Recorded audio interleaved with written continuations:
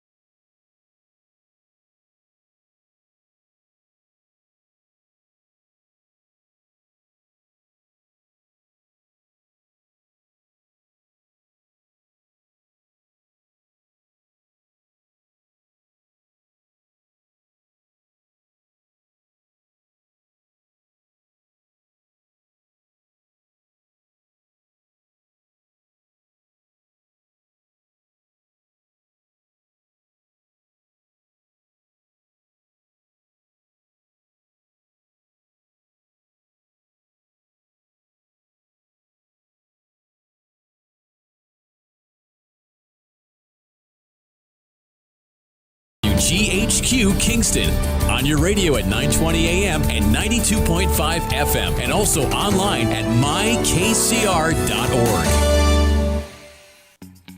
Hi, I'm Steve Thomas for Habitat for Humanity Restore.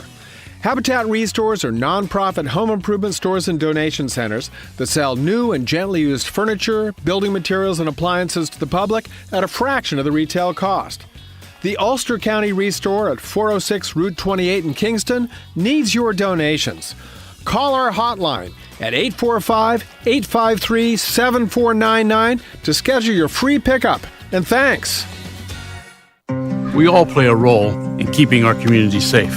Every day, we move in and out of each other's busy lives. It's easy to take for granted all the little moments that make up our everyday. Some are good, others not so much. But that's life. It's when something doesn't seem quite right that it's time to pay attention. Because only you know what's not supposed to be in your everyday. So protect your everyday. If you see something suspicious, say something to local authorities. Hi, this is Jared Mans from the Spring Lake Fire Department, and I support Kingston Community Radio, and so should you.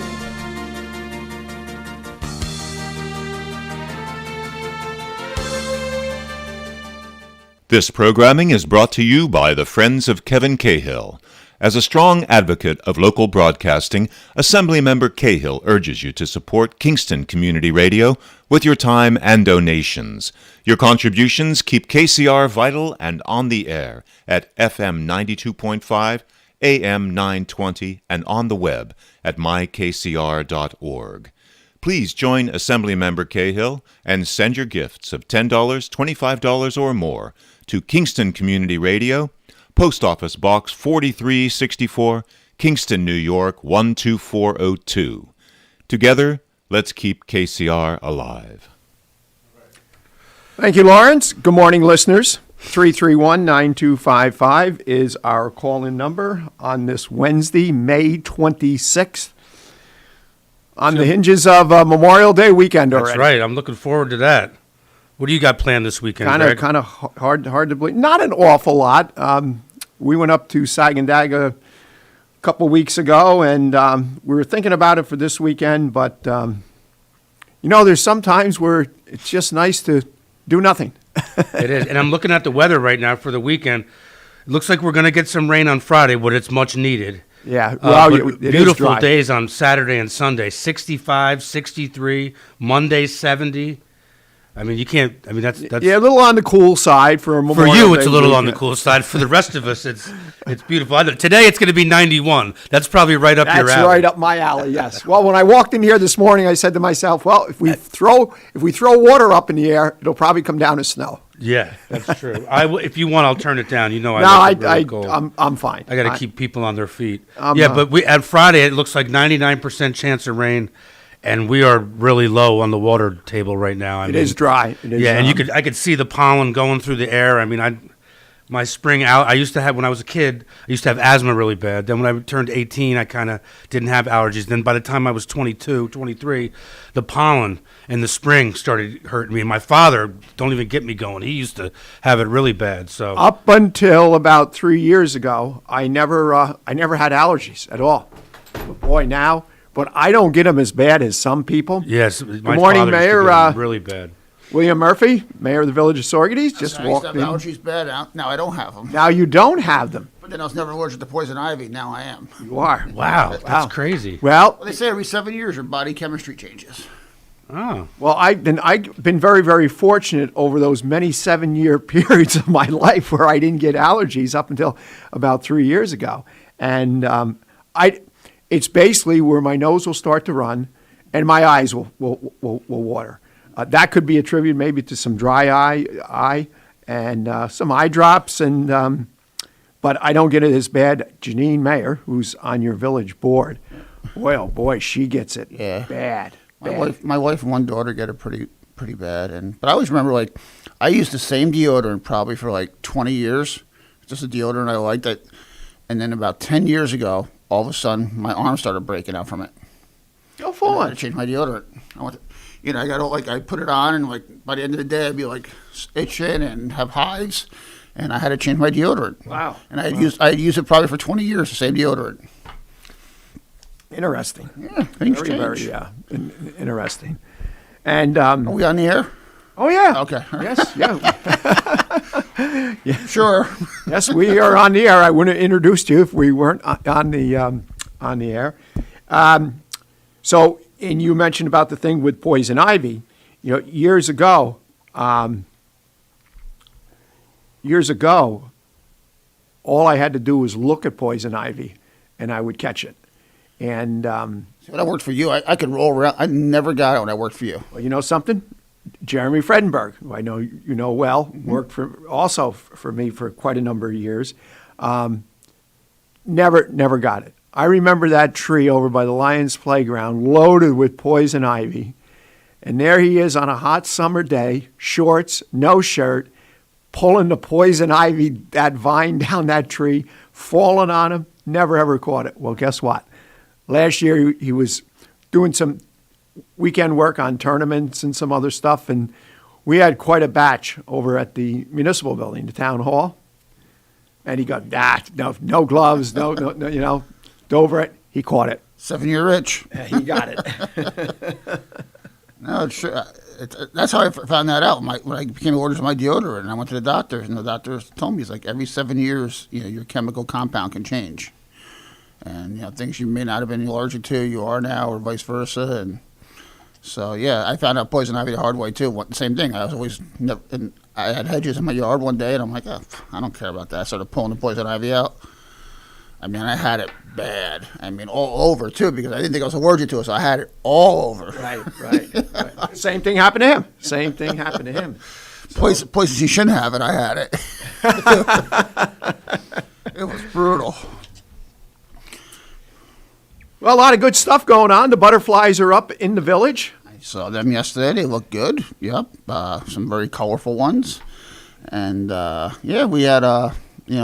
we got our food court open last weekend, which was nice. Thank you for your help on that. And every time I've gone by, there's at least one table's been occupied.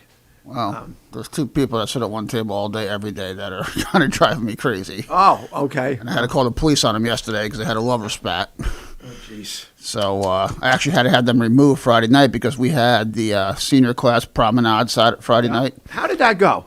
About 80 kids turned out. Well, that's not so bad. It was a decent 80 kids turned out for pictures, and they were walking through town dressed up. For the ones who attended, I think my wife and Miss Stein and Miss Jones and some of the people that were involved in it, Becky, they set up a scavenger hunt for them, and at the end of the scavenger hunt was I think a gift certificate for ice cream. They all went to different restaurants, had reservations. Then Hot Rocks gave away free sundaes to any kids that came over there that night. So a lot of them conjugated, eventually made their way to Hot Rocks for free Sundays, and went on to about 10 o'clock. So it was a nice turnout for the kids who showed up. Gave them a reason to get dressed up. And you could say I was downtown all night.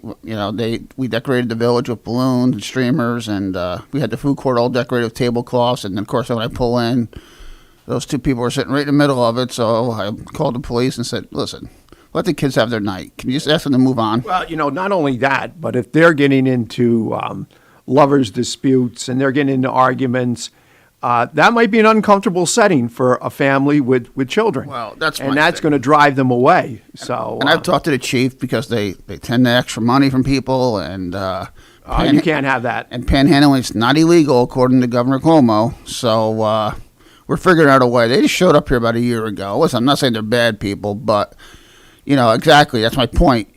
Families want to go there and eat at night, and they're sitting there in the middle of it. It's going to be counterproductive. Exactly. You can't. You just can't. You can't have that. No. But there was. I know one evening I went by. It might have been Thursday evening, maybe Saturday, and I don't know.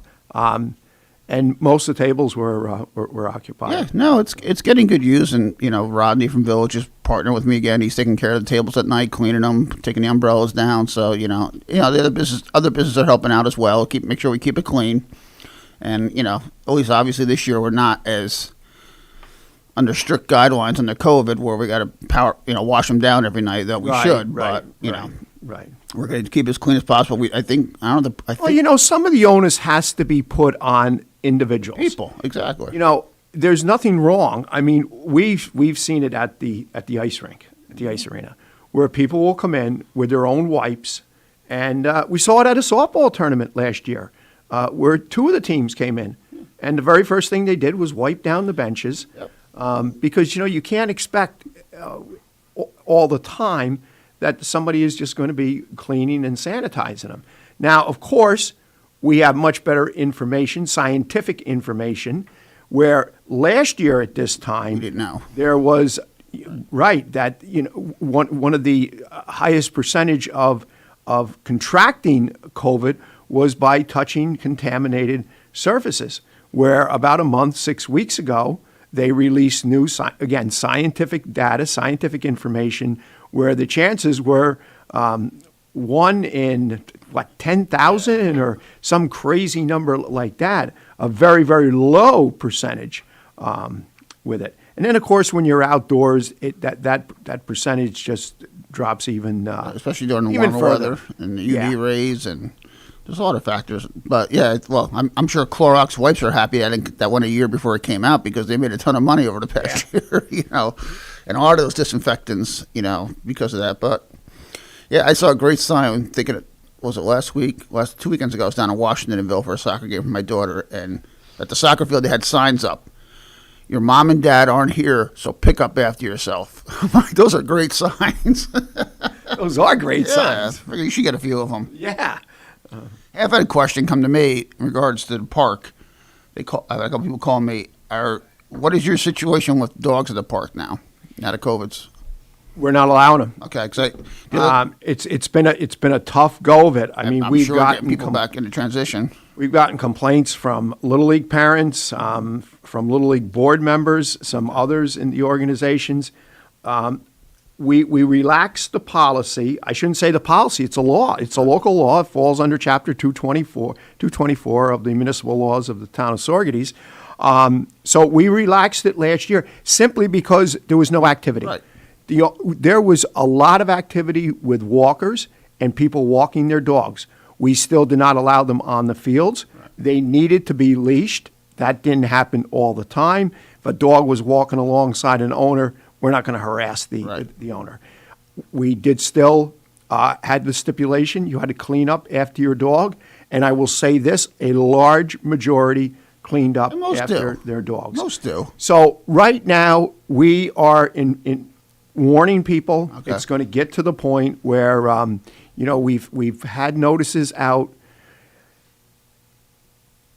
Little League, I believe, posted on their Facebook page and also did an email blast. But we have to do a better job of getting that word out. And now also with the fact that HITS opening day is today, there's a lot of people that come with HITS that have dogs. Right. And, of course, they'll come in the back way from the RV park. And so it is a bit of a problem right now. If it's 6 o'clock in the morning and I see somebody walking their dog on the roadway, it's a local resident, they got a pooper scooper, I'm not going to harass them. Sure. Are they breaking the law? Yes, because, again, it's not policy. It is part of a local law. Remember they were, back when I worked for you with Frank Cruz, would come up every day lunchtime and let his dog out of the car at the Market Street entrance, and he would drive because Frank was handicapped, and the dog would run all the way through down to our garage, and and every day lunchtime. That was his way. But the dog never veered; it stayed on the road, and Frank followed it in the car. And but yeah, last Wednesday it came up. I was at my wife's daughter's softball game, and there was a couple dogs there, and people came over to me and asked me, and I said, the policy was relaxed during COVID. Last I talked to Greg, it's back in effect, but. Security is having a tough time with people, and, we don't want to get to the point where the police have to start issuing summonses. Right. But you tell the same individual 2 or 3 times. Of course. They're being defiant. Plain and simple. Everybody should get one warning, since we're giving more than one warning. And just be respectful. Here's the deal. During the day, the high school campus is a beehive activity. Yep. There's not a lot of activity over at the complex. As we get into the late afternoon, the evening, weekends, it's deserted. It's like desolate land over at the high school. Except for me walking. Walking on the track, Right. others walking. And a lot of people bring their dogs over there and go along the Hit's property. So, and there's a perfect place to walk because the school, I believe their policy is a dog must be leashed. Correct. And you have to clean up after the dog. Right. There is no policy, there's no law that bans the dogs. And you know what brought this all on? I don't know, 15 years ago or more, was after a fairly snowy winter, just a bad coincidence, we had an inspection from the Board of Health. And around the Little League concession stand, in between 2 and 3, the droppings and stuff that was, and we got written up for that, believe it or not.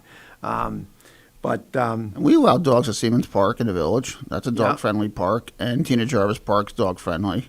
We don't allow dogs at the beach, and we try to, when we see people there with dogs, we encourage them to go to one of the other parks. They get upset. It's like, but the beach is different.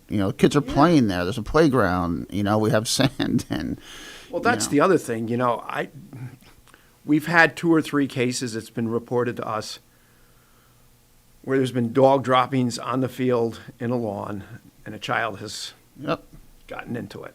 Whether it's diving for a ball, whether it's how kids are, they're going to play. They're going to roll around on the grass. They're going to roll around. One was in the playground, toddler town, between the 2 pavilions, and we can't have that. And we got on new news. We got our harvester out in the water yesterday, so that's up and running. Great. Yep. We have 3 part-time, operators this summer. They're all people. They're people that have regular full-time jobs, and they're going to work on their schedule. Right now, it's scheduled to be in the water Tuesday, Wednesday, Thursdays, and Saturdays. We're letting. How long is it in each of those days? The whole day? That's what we're shooting for. Yeah, we'd like to get. My goal is to get it. At least have in the water 40 hours a week. Again, weather permitting. And 2 of the drivers are new this year, operators. So they were taken out last week and given lessons. And yesterday was the first day one of them went on their own. And we're gonna start with the beach area and get that area cleaned up. And then obviously we'll work our way upstream. And but it's good to have that back out in the water. And that's the thing. I want it out there today so people see we're using it and it's being operational. And but one thing I will put out there, speaking of the beach, is that it's now almost June 1st, and we still have no lifeguards for the summer. And we need lifeguards to open the beach up. It's unbelievable that, and that we can't get lifeguards. I think we have 1. 2 of my stellar lifeguards who've been there for a number of years, the Van Roy twins, this year are, staying up in Albany and working. And, I hated to lose them, but they gave me 3 good years. And, hey, $15 an hour. And listen, I'm even putting out there that if the person goes to Ymca and gets certified and we hire them, we'll reimburse them for getting certified. That's the deal we made a couple years ago, and I'm willing to do it again. We need a minimum of 3 lifeguards to keep the beach open and the Lions Club pool. And unfortunately, we're experiencing the same thing. I think in previous conversations I've had with you, this was the first year we did not get 1 single application for summer employment. Wow. For the department. Suzanne, I believe, for summer rec program, got 2 new ones. There were years where we would be up near 30. I remember one year, I think it was close to 40. But generally, most years were somewhere in the 10 to 15, 10 to 20 range. And I don't understand. I get it that, part-time adult jobs aren't coming back as fast, or people aren't being filled as fast because of unemployment. But these high school and college kids aren't collecting unemployment. That's what I can't understand. That's what, Suzanne and I had this conversation. It's a whole different beast as compared to adults that are on unemployment and don't want to seek work. Right. Or maybe in some cases, some can't. Correct. There's yes. Kids at home, but no, I don't understand it. Every restaurant's looking for part-time help. I know one restaurant, that's closing 3:00 certain days because they can't get part-time help at night. Isn't that a shame? Isn't that a shame? You survived COVID and now you're being hit with this. I don't get it. Same thing for summer help. I usually turn away 15, 20 kids for the park job. Luckily, I had 4 of my 5 coming back this summer, and I had to replace one. But, I think I had 3 applications for that one spot. That was it. Normally, it's like, I got a half dozen kids, and that's not even counting the kids who just call me, hey, Mr. Murphy, you got an opening? And I'm sure you get them too, and I'm not even getting those calls. I mean, every summer I probably place 15, 20 kids in summer jobs, not with me or you, somewhere in the community. I think I've had 1 or 2 kids contact me for a summer job this summer. It's not, and then like you said, it's not like these kids are collecting unemployment. I mean, I would assume they're getting jobs, No, what I did is back in March, I mean, we just saw a real potential problem because the ice arena was staying open until this past Sunday was the last day of the ice arena. Yeah. So, normally we're closing in early to mid-April, and the seasonal staff, we're able to pull them out of there and reassign them onto the fields. Well, that didn't happen. And, we saw a real potential problem coming. I reached out to Dom Zarella, and he sent me four names. 2 of them we've hired. The other one is just so busy with his school, playing lacrosse, etc. It's been difficult for him to find availability, and I'm still hoping that does come through. So the 2 that I hired, both have turned out to be phenomenal individuals. We normally don't like to hire a 16-year-old.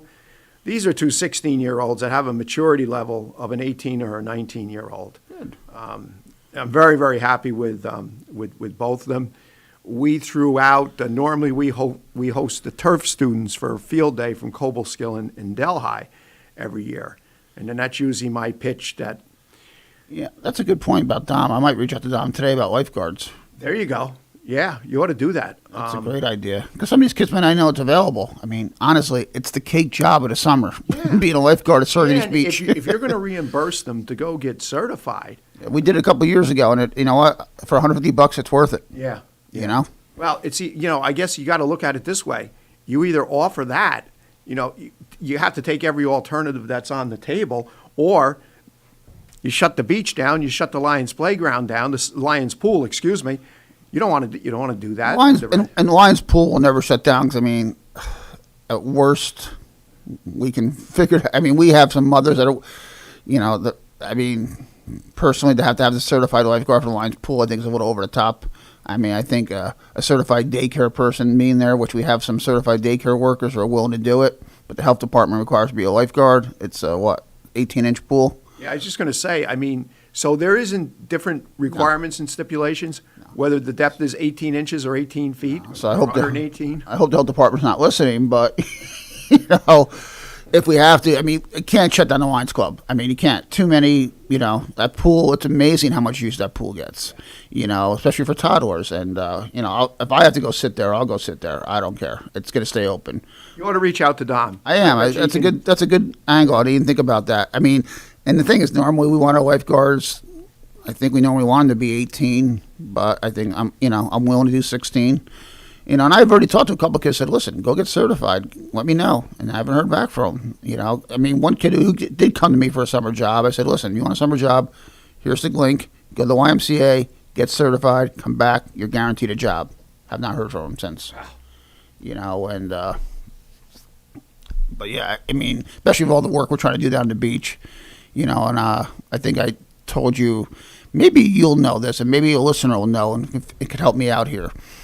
I'm dedicating the beach to June Jasanowski and Ann Bogert. Nice. This summer. Nice gesture. It's been a request that a few people have come up to me over the years. I wanted to do it last summer, and then obviously with COVID, I didn't get around to doing it. But I did have a resident contact me and said, Murph, we believe that beach was already dedicated to Joe Bosco. And I said, I don't have any knowledge of that. I said, I said, there's no sign down there that indicates that. And they came, and now Joe Bosco Jr., right? Or Joe, the hairdresser. The hairstyle. Yes. And we know Joe is huge in the Lions Club and all that, obviously. And I said, I'm not aware of it. I said, but if it's true, I have no problem dedicating it to Ann and June and rededicating it to Joe. Not a big deal. No. I'm not going to take, I knew Joe very well. I certainly wouldn't take that away from him. We can't find any record of it. I do have his daughter Dana's number, and I'm going to give her a call to see if she knows. Supposedly it was done back in the 80s. I guess there was a time where the beach was threatening not opening because the village didn't have funding, and Joe provided the funding for it, and that's why it was dedicated. So if anybody out there listening has knowledge of that, I'd love to. I don't recall any of that. Because I certainly don't want it. And I'm thinking maybe it was the Lions Club pool because Joe was so big in the Lions Club. Well, you know what? As you're talking, that's what I'm thinking. And there's a bunch of signs up there. I meant to, the other day we were up there, I meant to look at the signs, see if this, and because I'm thinking, yeah, Joe was the Lions Club, you know, and I'm thinking maybe it was the Lions Club pool. You know, you're 100% right, because when the Lions Club was not the strong, vibrant organization they are today, it was basically Joe Bosco. And that's the thing, the pool is funded, like the pool is pretty much funded by the Lions Club, where the beach is funded by the village taxpayers, you know. You know, the Lions Club does all the work there, the pavilion, you know, fixing the pool. Right, you know, so, and if it's the case it is the Lions Club pool and there's not a sign up there, we should definitely get a new sign up there, you know, acknowledging Joe. I mean, Joe was a great person in our community, obviously, who, you know, died way too young, you know, so I'd certainly, you know, so I'm certainly not going to in no way not recognize Joe if that's the case, right, you know, but, you know, June and Ann, I mean, I think everybody in my generation, your generation, probably took swimming lessons from those guys back in the day.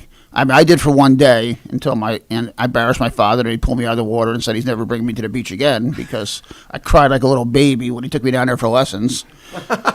And I was 11. I still remember that. I swear to God, I remember the day. He took me down there, had June take me out in the water. June brought me out to the dock, told me to jump off the dock and swim to the other dock. And I made it about 5 feet, started panicking. She grabbed me, pulled me back on the dock. My father swam out to the dock, took me off the dock, said, if we're going home, you embarrass me. We'll never bring you back here again. And next year I got a pool. So my plan worked. I wanted the pool anyways. There you go. And for my father, I was an embarrassment because he grew up on the creek. You know, he grew up the house next door to the sushi place, the Japanese restaurant. The old pier. Okay. Yeah. That was one of their houses when they grew up. They had 15 kids, so they moved around a lot, you know. But my father probably bathed in the creek in the morning before he went to high school. You know, that's what they did back then. Yeah. He swam to the point all the time. They had, you know, he told me stories down. He literally grew up on the creek, which is probably part of the reason he loved fishing so much. You know. Right. Yeah. But yeah, for his son not to be a swimmer, he was totally embarrassed. I'll never forget that day. I remember I was at Ken Time playing home run derby with Steven and the guys, and my father came over and got me and said, we're going to the beach for swimming lessons. And I'm like, I don't want to go. It's one of those things, one of those days you never forget. And I still remember the day, you know, him taking me down there in the Rambler. Like it was last year, too, yeah, right? It's just funny. Couldn't tell you what I had for dinner last night, but I can remember that day, you know. One of those points in time. Well, we got a great lineup. Excuse me. Trying to drink coffee and talk at the same time. So we got a great lineup here this morning. We got March Gallagher, who's going to be joining us at 7:35. And then Assemblyman Kevin Cahill will be... all right, we get breakfast. And March may be coming into the studio. I'm not 100% sure if she'll be joining us virtually or if she'll be coming into the studio, but time shall tell. So the other thing that I wanted to touch upon, because it kind of got lost in the shuffle last year, is we are hosting for the very, very first time, it was supposed to have been last year, the New York State American Legion baseball championship. We had entered into a 3-year contract with them for 20, 21, and 22, which they rolled to 21, 22, and 23. Nice. And that takes place the end of July. I did mention HITS, their opening series is today. Their opening day is today up on the HITS Showgrounds on Washington Avenue Extension. A week from Thursday. Great to have HITS back full strength. Oh, yes, yeah. A week from Thursday, the Saugerty Stallions kick off their 2021 campaign with a home opener against Oneonta, and a 7 p.m. start. And a lot of buzz about them. I think people want to get out, and we're going to see some real nice crowds. Don't forget, next Wednesday night, opening night of Saugerty's Youth Summer Basketball League under the lights. Yes, that is right. It's something new. Pretty exciting. It's going to be happening. Hey, that's one a thing. lot of good stuff going on. I have to ask you, can we get a sign put up there? I know you're good at making signs up where it says the court's reserved from 6 to 11 on Wednesdays and Saturdays. Yeah, I don't know if I can have that produced by next week, but we could always do a makeshift sign, and when the other one gets there. Right. I'm thinking just a makeshift one that you. No, this is the other thing. You talk about like the ones you put up for COVID. You talk about every time you turn around. Okay, you hear about where something is hard to get, or there's a delay with fabricating or manufacturing. Sign dealers. It's the same thing. Which is good. I mean, it's great to see all these businesses thriving, but the dugout that unfortunately got driven into, I still have not. I've reached out to 2 different contractors and still haven't got an estimate because they don't have time to give an estimate. It's just it's unbelievable. Which is good for them. It is. It's good for them, and. But on the other side of the coin, I talk to some of them that are going 7 days a week, week after week after week. And, of course, you got to be careful there with burnout. So we are at the bottom of the hour, and we'll be back in a few, listeners.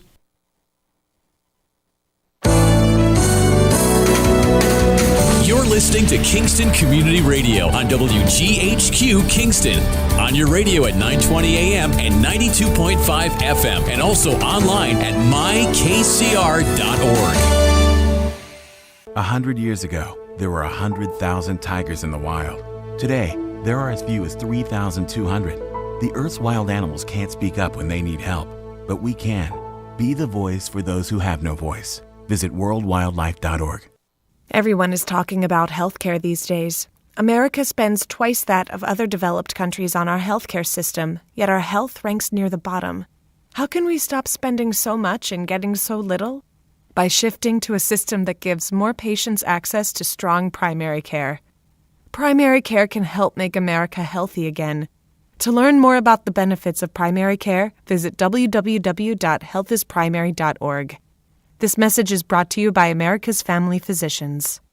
Screening exams for breast, lung, or colorectal cancers are necessary to detect and treat disease at its earliest, most curable stage. But you may have some concerns and questions. Answer your questions and ease your fears by visiting radiologyinfo.org. In addition to information on screening and wellness, you'll find more than 200 descriptions of radiologic exams, procedures, and treatments to help you prepare. Get informed and be prepared. Visit radiologyinfo.org, produced by the Radiological Society of North America and the American College of Radiology.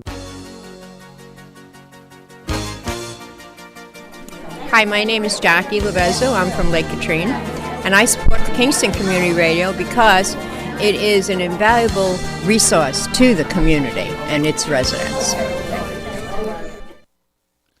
This portion of Kingston Community Radio has been brought to you by the First Savings Bank in Ulster County that still remains local to this day.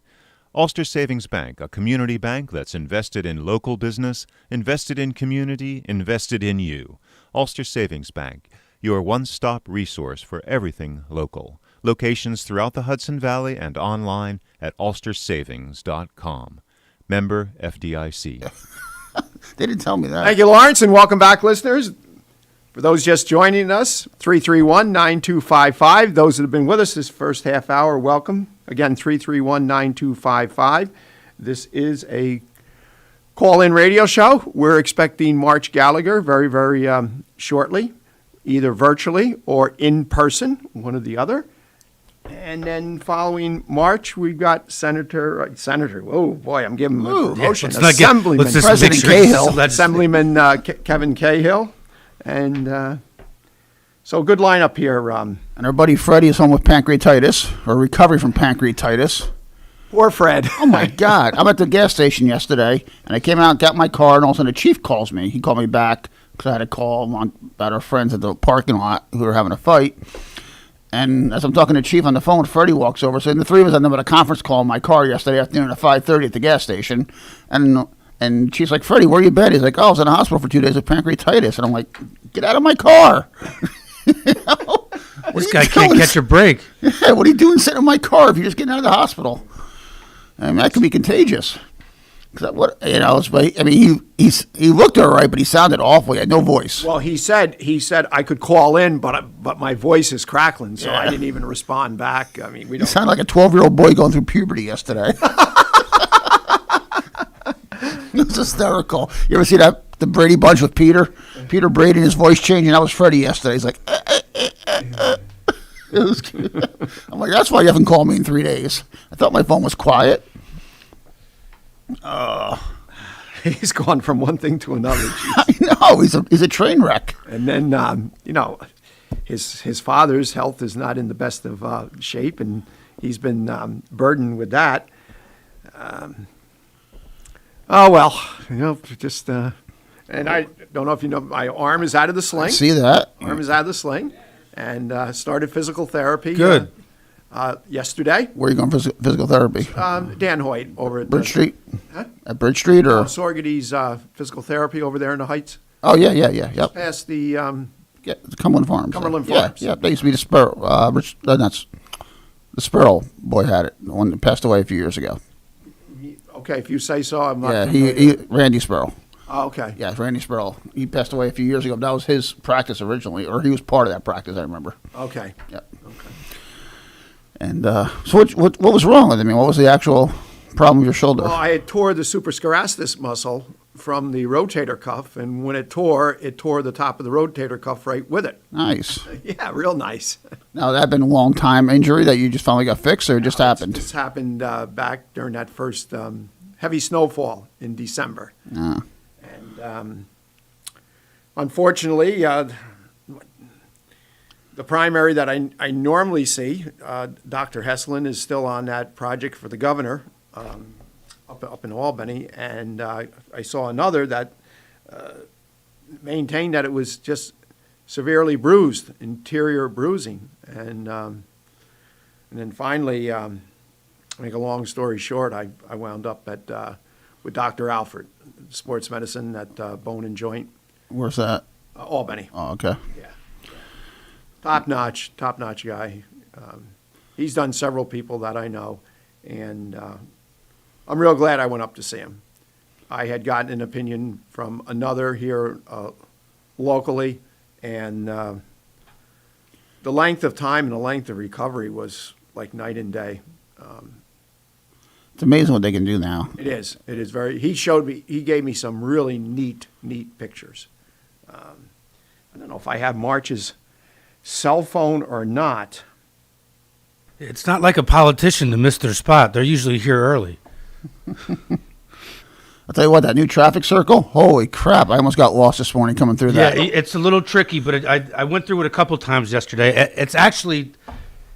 I actually think it's not too bad. No, it's a little confusing, though, if you're trying to get to, if you're coming from uptown and trying to go down Albany Avenue, Well, I just wasn't ready for it, and then as I'm going through it, friggin' fire truck came through. Oh, God. And I didn't know where to go. To really pull over there.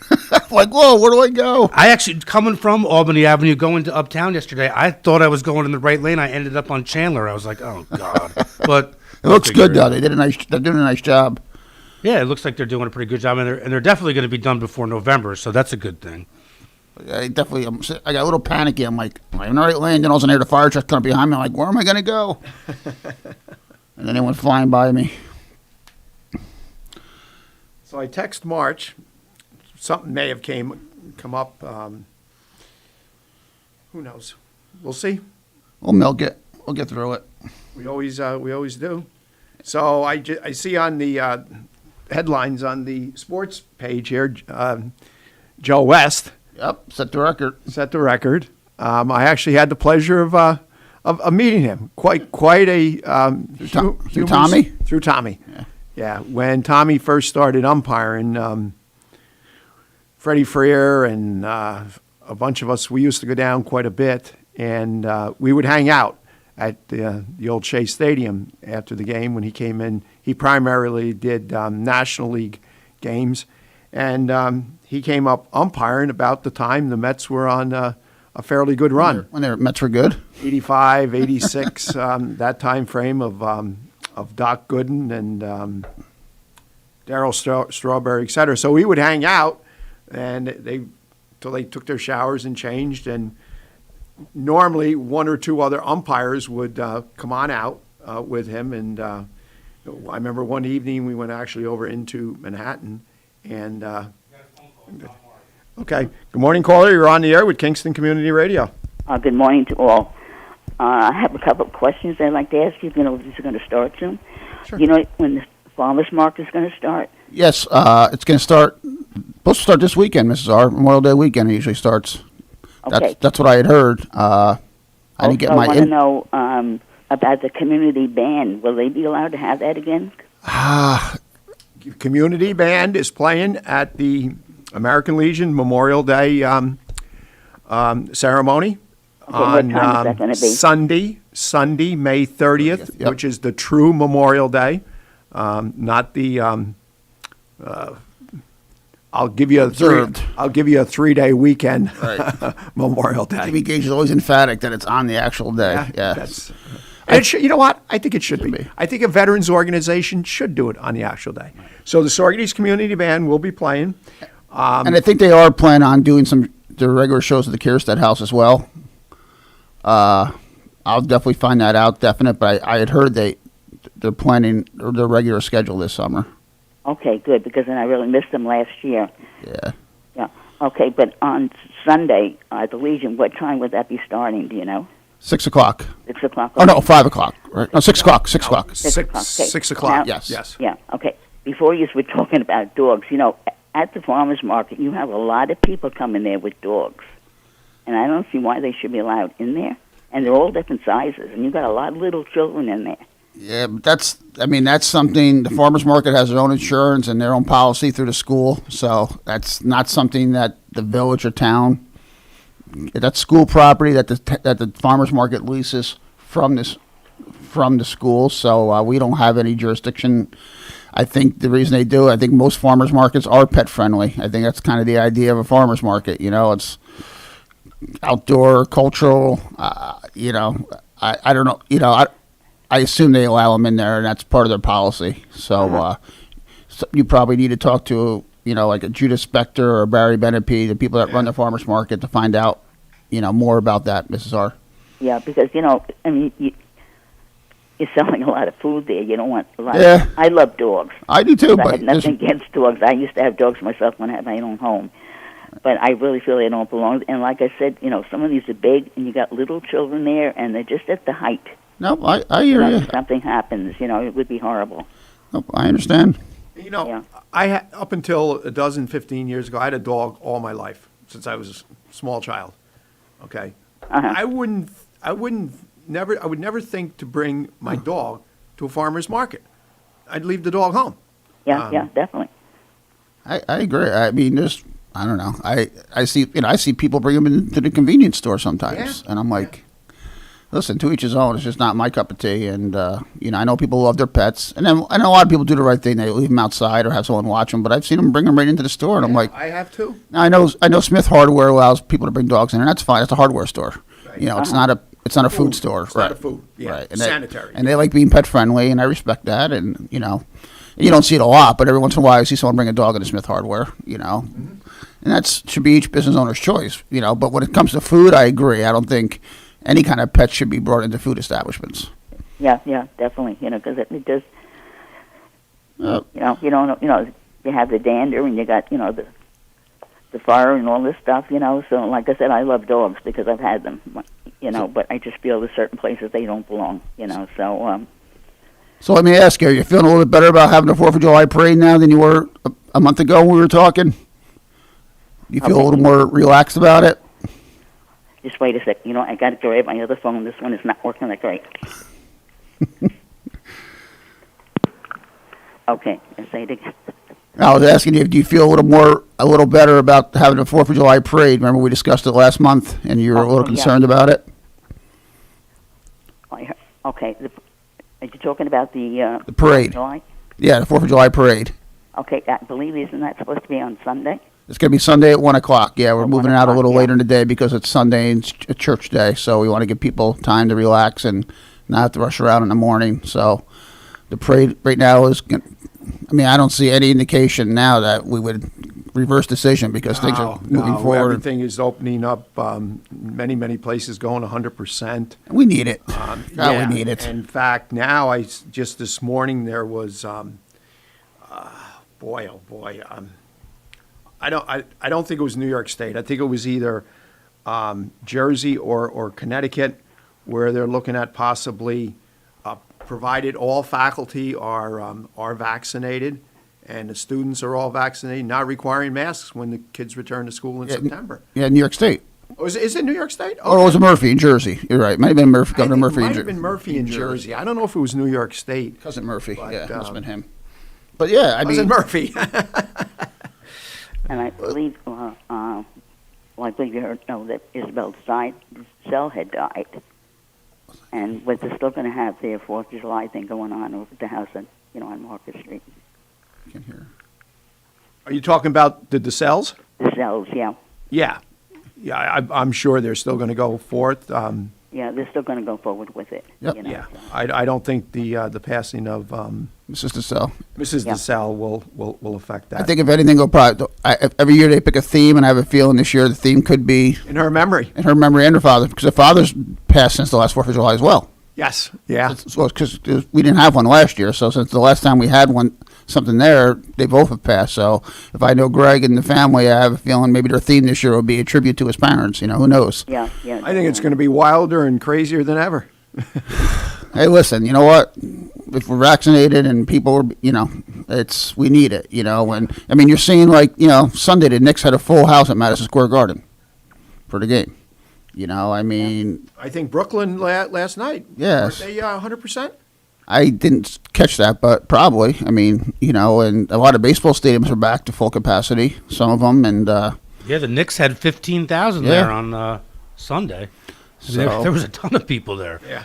And they're sold out again tonight as well. And I heard yesterday too that we exceeded 50%. All adults in the U.S. are now vaccinated. Are fully vaccinated. Fully vaccinated. That's a phenomenal number. And then I think we're up around 60% have had at least one dose. Shot. Yep. And then that's 18 and over, I believe. Yeah, that's 18 and over. In Ohio, with the lottery, the vaccination rate jumped 95%. Yeah, little incentive. Yeah. So, it would be so great if we're able to reach that goal that Biden put of 70% by the 4th of July. We hit 70%. I think we're going to be, I don't want to say we would have eradicated the virus, but certainly well ahead of it and under control. Well, I just said right now, vaccinated people can't ill affect unvaccinated people, and unvaccinated people can't affect vaccinated people. The only exposure right now is the unvaccinated people to each other. Correct. I'm vaccinated. I feel comfortable right now. I still wear my mask sometimes when I go into stores. When I pull into a store, I'll look and see. If people are wearing masks, I'll be respectful, put mine on, because I don't want everybody saying, "Where's your mask?" Funny thing is, we went to Red Hook for dinner Saturday night, place over in Red Hook. Not a mask to be seen in the whole village of Red Hook. Wow. At the restaurant, and just in the brief time I was there, nobody came back to Sorgatty's, went to Jolly Cow for ice cream, and everybody at Jolly Cow had a mask on. Yeah. It was just, literally across the river, and just, and. What I've been doing is I go into an establishment for the first time since the mask order was lifted, and I have my mask on. And I ask if it's not posted. Now, Stewart's clearly has, they changed their signs. And Did they? Yeah. I was there last night. I wore a mask, so I didn't know. Oh, no. If you're vaccinated, the sign now says unvaccinated. Oh, I didn't read it. Wear a mask. And the employees have to wear a mask until, I thought it was maybe today, the 26th. Okay. 26th or 28th, provided they're vaccinated. That's the whole key is being vaccinated, because it seems like a week doesn't go by where there's new information coming out. Right. Like, for example, where they've had these breakout cases of people who have been vaccinated, either there's no symptoms at all, or the severity level is, I shouldn't even say the severity level, the level of symptoms is very, very, very minimal. Right. Yeah, the vaccine works. Did we lose Mrs. R? Yeah, she's gone. Okay, so Mrs. R, thank you for calling in, and hopefully we answered your questions. And now, have you? I'm sorry. Have you noticed all the people that are still wearing masks though, walking around? I look at them and think maybe they're not vaccinated, because. Like going into the post office yesterday. Yesterday was the first time in 15 months that I didn't have to wear my mask into the post office. They took the sign down. But I still see people walking around uptown, and I'm thinking to myself, are they scared or are they not vaccinated? I think it's a mix. I do too. I think it's a mix of people not being vaccinated and people who are vaccinated that maybe still do not believe the scientific information out there, and they read and take. I mean, the three of us are living proof that the stuff works. So. But you know what? There's going to be people who are going to permanently wear masks now. Oh, I believe that. I've seen interviews with people, and that's fine. I mean, and that's a big thing. Don't discriminate against people who choose to still wear a mask. If they want to wear a mask, that's their freedom. That's their choice. That's their choice. I agree. And unfortunately, there's going to be people out. I had a mask on someplace the other day, and I forgot where I was, and I heard somebody whisper behind me, "Look at that jerk still wearing a mask." Are you serious? Yeah, and I just that jerk or something. That's somebody wearing a mask, and I just bit my tongue. I'm like, and. But that's everybody's prerogative. Exactly, it's not your business. Probably we didn't take notice, but I remember one lady. If I was wearing Speedos and a tutu, would that have offended him walking into the store? I mean, come on, what's the difference? Seriously. People probably didn't take notice, but I remember one lady, and I'm almost thinking that she lived in one of the houses as you go over Canoe Hill past the Village Garage. Always wore a mask. Always you know wore who a I'm mask. talking Yes, about. yep. Had the shopping Shopping cart. cart. She still does. Pulled behind. Yeah. So prior to the pandemic, she always wore a mask. Always. So there's going to be people that just feel safe. And you know what? And a mask can, not COVID aside, a mask can protect you maybe from allergies, maybe a little bit. Maybe it can protect you from the flu. It could protect you from picking up other things. So if someone feels safer wearing a mask, then let them wear a mask. Who cares? Well, that's the other thing, too. And especially as we... I'm going to keep wearing it because I'm so ugly. I don't want people to realize it, I'm tired of wearing it. I'm glad. No, I'm only I kidding. got a vaccine, and I mean, we still got to wear them into some places, Hannaford, but now Price Chopper, you don't. You don't have to. Maybe I'll start shopping there. Big Watch, you don't, because I was in there the other night. Walmart, you don't. Okay. What else did I see? Another big chain. Hannaford's definitely still wearing them, and they still have the plexiglass up too. Well, I think the plexiglass should stay up. Yeah, there's nothing wrong with it. We invested thousands of dollars in. And we didn't go with a plexiglass. Okay, I just felt it was very cheesy for an office building. Right. So we didn't do the Volkswagen. But we certainly didn't do the Mercedes. Right. But we went probably 3/4 the way towards the Mercedes, so to speak, and putting it into a scale. Okay, those are going to stay. They're within their own framework. What are you going to do with them? The frames are attached because let's face it, not that I even want to be thinking about this because I love the summer and I'm a summertime person. I hate the winter. Is that as we start to move towards November, towards December, when traditionally flu season kicks in. Why not? Okay, so there's going to be others, and somebody's standing there. The employee doesn't have a mask. The customer does not have a mask, and they sneeze. Yeah. And they sneeze and they don't turn their head away. Yep. Well, those droplets, those particles are going to hit that glass. Yep. And I think the glass should stay. I mean, they're there. Well, first of all, what are you going to do with them now? Right. Exactly. They're offering an extra line of protection to workers. Yes. So what's the harm in keeping them there? Yeah, and there is no. It's it's the same way with the UV lighting that we purchased. I mentioned that the ice arena closed this past Sunday. Latest it stayed open, and there were days that it opened at 6 a.m. and didn't close till 11 o'clock, 11:30 at night. So it was basically all day, and we still utilized the UV lighting. Still did the cleaning protocols. Maybe not as aggressive as what it was a year ago, simply because of the scientific-based information that was released that I mentioned earlier, a month or 6 weeks ago. But those are in place, and we're still going to utilize them. And when it opens again in the fall, same way in our lunchroom, same way in the garage. Do we run them as frequently as we did in the past? No, but they're there, and it's a simple click of the remote. It's pre-timed, and then you walk out of the room because obviously you cannot be Can't get a tan in the room with the with the UV lighting. Well, I've heard the same thing with the subway system. They're going to keep up the cleaning schedule, not as aggressive as it was during COVID, but that's obviously, let's face it, the subways were probably a cesspool, Yeah.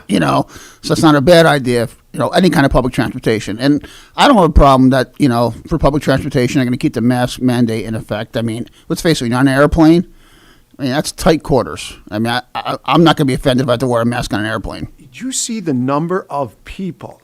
And boy, I forget what the number was. I was just taken back by it. It was on nightly news last night of unruly passengers. Mm-hmm. The one Southwest stewardess had 2 teeth knocked out. I fly Southwest. They're so nice and kind. Well, you're on the right flight. It wasn't coming from Florida, was it?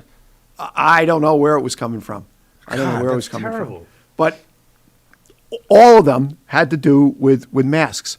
Yeah, It I was, know. It was quite alarming how What I've noticed, it was and in the I've flown thousands. a lot since COVID. As we know, I've noticed people are peed off because they can't drink on the plane anymore. So you're seeing people sit in the bar that are, because if you're on a 3-hour flight to Florida from New York or whatever, they'll give you a bag of Cheez-Its and a soda, but you can't get the Bloody Mary anymore or have a beer. And some people, I don't personally don't see why you want to drink a beer at 8:00 in the morning anyway. But Right. they're getting. That's what I've seen people getting upset about. Not really the mask. And I think as time goes on and we get up there where more and more people are vaccinated, I could almost see a scenario where airlines might require. I don't think the airlines are going to. I think that we're going to have masks on airlines forever. I think so too. I think airlines, maybe buses, where people are crammed in. I mean, think about it. I mean, they're cesspools when you think about it, And what's the harm? What is the harm if I got to wear a mask for 2 or 3 hours on a plane? Big deal. Exactly. I mean, that's there is nothing wrong with it. Unfortunately, though, there's been. Again, boy, I forget what the number is, but it was in the thousands. It was in the thousands. I don't want to just guess at it because that's all it's going to be is a guesstimate, because I was just taken back by the number. And then the fact that this Southwest stewardess had 2 teeth knocked out. My God almighty. Well, I mean, and again, not throwing out political aspects, but then you got a Marjorie Taylor Greene out there who's saying that why are we forced to wear a mask when it's proven that 99.9% of the cases of COVID aren't harmful? Where did she get that stat from? That was her thing yesterday. That we're wearing masks to prevent the disease that's 99.9% curable. That was her quote. This is a public, and again, I'm not saying. And unfortunately, you have people that listen to that Absolutely. kind of crap. They said she's, and again, I'm not taking political stands here, but it's just like, whether she's a politician or not, that's just the wrong message to send out. Absolutely. Absolutely. I don't care if my next door neighbor said that, I'd be just as upset. I mean, it's just ignorance. Again, it's all the false information. Tell that to the hundreds of thousands of families who lost, people during COVID, that it's 99.9% not deadly or whatever. It's just a stupid quote. I mean, probably if you did the percentage of people that died from COVID, it probably is 1%. But that's not 1% is still too many. It is. Yeah, absolutely. That's the point. Come on, 300,000 was it? Well, let's take that a step further. And the people who did not die from COVID and went through months of hell, and now have lingering symptoms that they may have for the rest of their lives. And then are they more vulnerable? How does Freddie know his pancreatitis wasn't tied to his COVID? There you go. It could very well be. It could have been something that was left over from it. We don't know what the long-term effects of this are yet because it's only been a year. Right.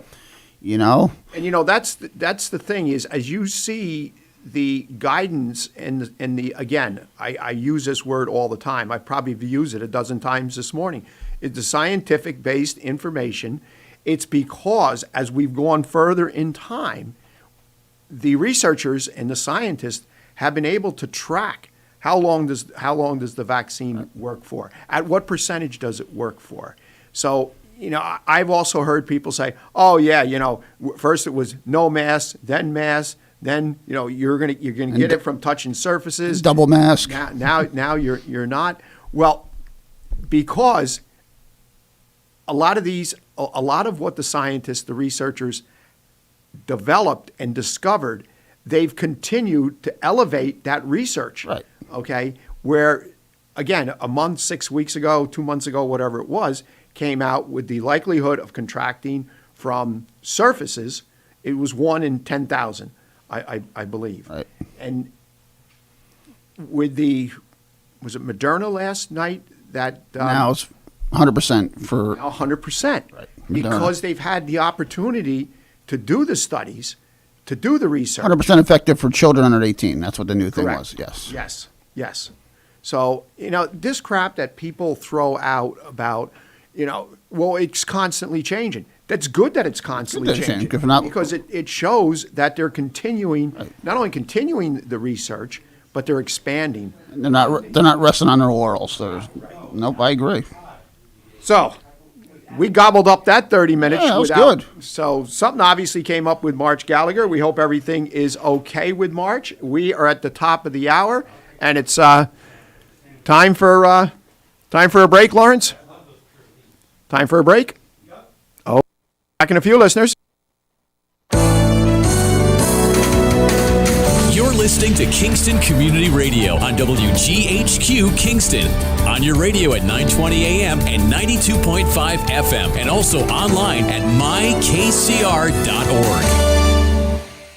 Question: what will you find on all over-the-counter or OTC medicine packages to help you choose the right drug and use it safely? The answer: the drug facts label. This label lists the medicine's active ingredients and purpose, how much to take, and warnings you should know before using it. Remember, even OTC medicines you buy without a prescription can cause side effects you don't want. So follow the information listed on the drug facts label. For more information, visit fda.gov/drug facts label. A message from the U.S. Food and Drug Administration.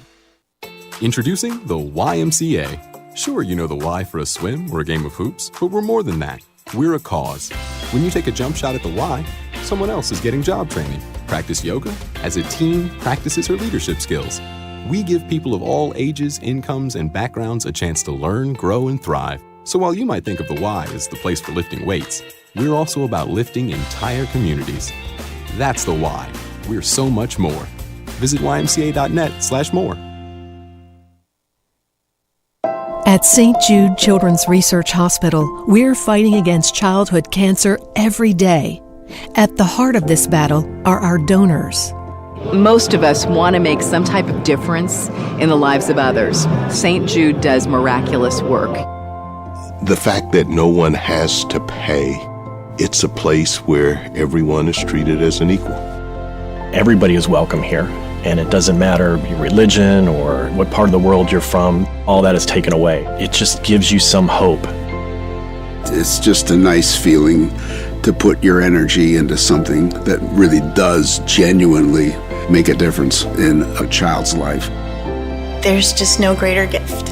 If we have the ability to help, then we have a responsibility to help. Finding cures, saving children. St. Jude Children's Research Hospital. Find out how you can help at stjude.org. Hi, this is Tony Marmo from Norman Staffing, and we've been bringing together employers and job seekers since 1980. If you're an employer and have job vacancies, let Norman Staffing help fill them with permanent or temporary workers. We screen, interview, and recommend the best candidates for your company. We make the employment process easier and faster for you. Please call Norman Staffing for your employment needs at 338-9111, 338-9111, or normanstaffing.com.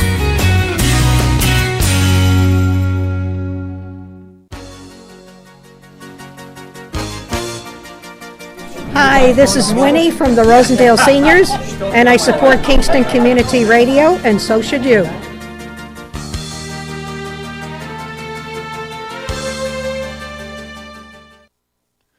Rondout Savings Bank has a long history of serving local communities and maintaining a strong tradition of customer service excellence while providing each customer with the personal attention they deserve.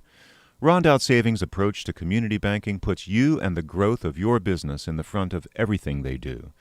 They're a different kind of bank and would like to tell you why, so please reach out to one of their expert business bankers for an appointment and let them show you what they can do for you. Rondout Savings Bank, always working for you and the community with branches in Kingston, West Hurley, and Hyde Park. Also online at rondoutbank.com. Equal housing lender, member FDIC. We got out of law school. Thank you, Lawrence, and welcome back, those listeners who have been with us. since 7 or 7:30. Those just joining us, 331-9255 is our call-in number. No, for the second week in a row, no birthdays. Monday they had 6, and today on Wednesday here we've got none. So another cow pie, What day's courtesy today? of Boyce Dairy Milk House and Kingston Community Radio. Today's the 26th. I'm trying to think. I don't have any birthdays that I know of today. You know what? I got to start because I have a bunch in May, but they're all earlier in the month. Yeah. So, listeners, please send in birthdays, anniversaries. Very simple to do. You can email to kcr921@gmail.com. You can postal mail to KCR, P.O. Box 4364, Kingston, New York, 12402. And with us here for this next hour is Assemblyman Kevin Cahill, who I refer to as a senator. I don't know if you caught that, if you were listening earlier. I did hear that. You did hear that. And my apologies to Mike Martucci, Senator Overacker, I think his name is, Sereno, and of course Hinchy, for having you elevate me to one of their positions. Those are the 4 senators in my assembly district. Is there a 5th? Your district comprises 4 different senators. Yes. Well, I know that. it's apropos we can start with that because it's something that we're discussing right now in the assembly, and that's reapportionment. Yep. Through reapportionment 10 years ago, the New York State Senate majority, then at the time Republican, had to figure out a way to hold on to their majority. And there was this growing populist, progressive body of voters here in Ulster County that seemed to push to corner, with 1 or 2 little exceptions. And they needed to make sure they broke that up. And break it up they did. So that's how we wound up with 4 Senate districts. They wanted to make sure that New Paltz and Kingston were in 2 different districts. They wanted to make sure that they were able to absorb some of the places that seemed to be switching over, places like Olive and Shandaken, and going on down to Rochester, all of which are Democratic in one way or another. That we have a Republican supervisor in the town of Shandaken, of course, Rob. It's a great guy. But they really did chop up the county. In terms of Dutchess County is wholly represented by Sue Sereno, except for a very small part at the very tail end, which is represented by Pete Harcum. But Dutchess County and Ulster County are equally chopped up in assembly districts. We have 4 assembly districts in Ulster County. There's the district that I'm in, the 103rd district. There's also a district in the far south where I forgot James Skoufis is another senator that I represent a district with. So 5. 5, yeah. 5. Yeah. So for the ancient people like us, the more familiar names would be possibly George Amador would be a familiar name because that seat was created. Nobody existed in that seat before he did. Bill Larkin, Charlie Cook. Wow, there you go. There you go. Back to some names, Larkin and Cook. Steve Saland and so those were the districts prior to now.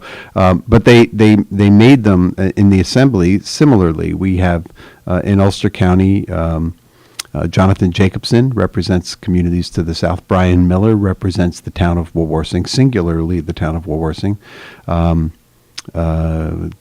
Chris Tague represents Saugerties, and I represent pretty much the rest of Ulster County, but over in Dutchess it's the same thing. There's Kieran Lawler, there's Dee Dee Barrett, there's Jonathan Jacobson, and I think Kevin Byrne has a piece of Dutchess County. I might be mistaken about that. He may be wholly in Putnam, but these maps, you have to end somewhere. And my sole input in the process 10 years ago was they asked me about the district that I was in at that time, and they said, what would you like to see? Tell us about your communities. And I said, what I would like to see is a compact contiguous representative district that has some sort of cohesiveness to it that represents a community. And they said, well, that's what's required by the law. And I said, yeah, that's what I want. But I want you to really do it. I don't want you to play games with it. And they said, well, what would that look like? And I said, well, and I mentioned Saugerties could be a possibility. I mentioned a couple of towns in Northern Dutchess, one of which was Red Hook. I had already represented Rhinebeck for 10 years.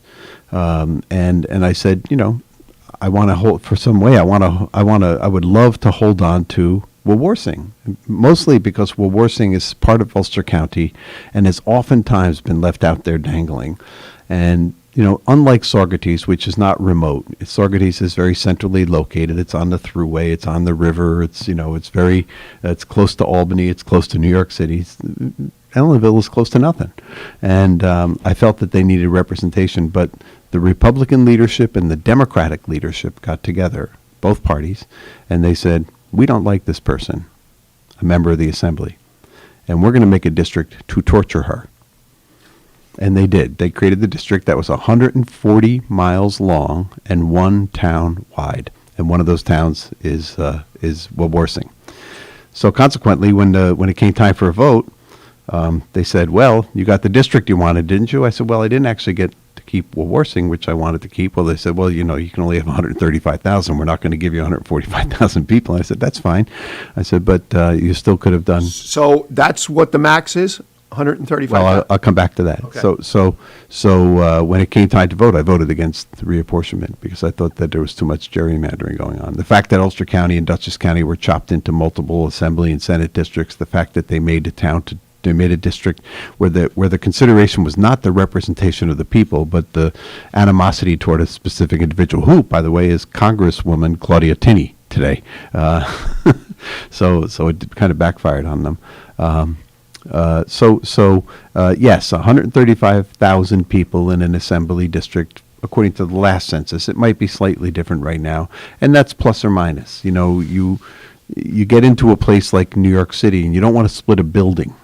Right? Correct, yeah. So you have a little bit more flexibility. Also, we are a supervised state because we have a history going back into the 30s, 40s, and 50s of specifically drawing our lines to exclude representation of racial minorities. And so now we have to submit our plan to the courts and make sure that it's kosher, make sure it's legit, make sure it meets up with all the standards. And it does. It barely meets the standards. That district, Claudia's district, I just mentioned now, Brian's district, is, I don't know how that got past the sniff test, but it did. But in upstate New York, the average district is about 135,000 people. But I say that, and up until the 2010 census, that also included the state prisons. So that meant that about 45,000 people who came from urban centers were moved into non-urban centers. I say 45,000, I'm being generous. It probably was closer to 60,000 of the 80 or 90,000 people who were behind bars. They were counting. So, for example, when I represented Napanock, I had Napanock Prison counting as part of my population in my district. They couldn't vote. They didn't participate. They didn't get anything from me except whatever I paid for in the corrections budget and in the budget. But I still got to count them as my constituents. So that's changed. The courts have ruled that that's not acceptable either, that those folks are registered. They're considered to live wherever their last address was, which is certainly more appropriate in my view. Right. So we have one of the largest geographic districts, certainly not the largest geographic district, but one of the largest in the Democratic side of the aisle. A couple of my colleagues have districts that span, bigger than 2 states. Mine is only bigger than Rhode Island. But we're coming on reapportionment. We have an independent commission this year. They'll be deciding. Now, let me ask you this. When do you anticipate that'll be completed and the lines drawn or redrawn? Well, the commission has a deadline that makes it not possible for this upcoming election, but it will surely be done in time for next year's primaries and elections. Okay. So prior to June. Yeah, prior to June of next year, yeah, and maybe even before. Another thing that's changed this year from previous years is we were never allowed to split I believe it was towns and villages. We couldn't split towns and villages unless a town or village was larger than an assembly district. You weren't allowed to split it. This year, we're allowed to do that. And again, that was in part based upon some court determinations that that the decision to draw districts at town lines ran the risk of excluding specific populations. So now we're allowed to split town lines. It's always interesting how to come up with lines. You know what always amazed me? When they redid the election boundaries, the election lines. Yes. Well, perfect example in my case, I live right next to a polling place, Malden West Camp Firehouse. But you don't vote there. I don't vote there. I got to go into the Greco Center because the line goes down the middle of the road. I didn't know that. Okay, so Almost every line goes down the middle of a road. the people on the opposite side of the road, they go to the firehouse to vote. People that are up the 9W towards West Camp go to Malden. Okay, so I'm right next door. I go to the Greco Center. I can tell you that in 2008, when Which I don't mind. I just kind of In the field all day anyway. So. kind of humorous that here I am. I used to go home, take a shower, change, and I always used to go and vote at 8:20, 8:25, just to see what number I was at. At night, you mean? Yeah. Oh, wow. Yeah. Just so I could see, how many people. You must not have minded a lot of phone calls during Election Day saying, I have you wouldn't been out answer to them, vote? Have you been out to vote? Have you been out to vote? But, yeah, almost every district, very, very few don't go down the middle of a street because how else are you going to do it? It's either the middle of a street or you cut off people's backyard. That's pretty common. But I remember in 2008, we had a major influx of new voters in 2008. That was the year President Obama ran, and particularly here in Kingston, massive numbers of people who had never voted before came to the polls. And on Election Day, I get a poll watcher certificate, and also, contrary to what my good friend Tom Turco used to say, I am allowed to go to polling places. Tom and I used to go at it each year. By the way, we grew up together, so we're friends. And John Quigley and I have not had the pleasure yet. I'm sure we'll do it this year. But I would go to every polling place that I could during Election Day, and just to check in, make sure everything was okay. Candidates are allowed to check for irregularities. People with poll watcher certificates are allowed to go to every poll that they have a certificate for. And I was legitimately in there, and I would go polling place to polling place. I would also drop off snacks for the poll workers. Is that allowed? Well, yes, but no.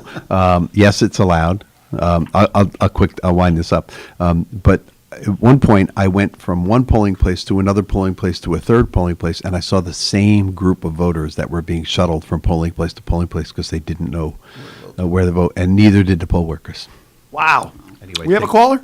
Good morning, caller. You're on the air with Kingston Community Radio. Good morning. As we approach Memorial Day, let us remember in our thanks and prayers all our military and their families and the first responders. But, Kevin, we elect people to public office with the understanding that they are to be our servants and not our masters. One of the most important and critical I responsibilities... am not coming over and cutting your lawn, Paul. Okay. One of our most important and critical responsibilities is to provide for the safety of our communities and our people. Today we are witnessing the dangerous rise of crime in our communities. Two of the causes are the result of the move to defund the police and the new bail laws. What has the Assembly done to overrule the defending the police in our communities, and what are defunding, the police in our communities, and what are the statistics reported by the increase of crimes committed by those released by the recent bail bill? Are you going to sponsor legislation to correct these causes of the increase in crimes and threats to community and our people's safety? Thanks for the question, Paul. I'd rather talk about this than have people just think it's true. The rise in crime does not have to do with the defund the police movement, and it does not have to do with the New York State bail laws. There is a rise in violent gun crime across the United States today, and only New York changed their bail laws 2 years ago. So it'd be hard to explain why a rise in crime in Oklahoma is attributable to the New York bail laws. But we do have rising crime in New York. We see it in our local community. We see it in New York City and some of the other cities. We do, and we see it all over the United States, including New York. New York is not exempt from it, but there's no causal relationship between that and the bail laws. We do not have complete and adequate statistics on recidivism and repeat crimes by people who have been released on their own recognizance, as opposed to in the past when they might have had to post $50 or $100 or $200 or $500 or $750 bail. Now, shouldn't that have been put into that bill? What's that? To have those statistics readily available? Well, they will be. I mean, it's just there hasn't been enough time to gather them. We don't gather them in real time because there is no real time. And we had another circumstance almost simultaneous with the bail law, and that was COVID-19. And our court systems largely shut down. Not criminally, we still did arraignments, but we didn't do as many. We didn't do trials. We didn't do a lot of things that were backed up.